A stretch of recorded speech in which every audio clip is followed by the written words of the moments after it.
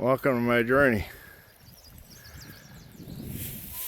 When the beaver shows up, you open the dam a little bit,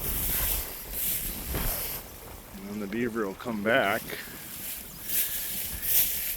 And my trapper, friend Don, already got one out of this one. So he digs like a little cove. He's got some scent caster on the stake. And you can see the trap down there. And then he's got a rod. If you're lucky, the beaver goes down there and drowns, but it's getting pretty shallow now. And he's got the same setup on the other side. Thanks for joining me on my journey.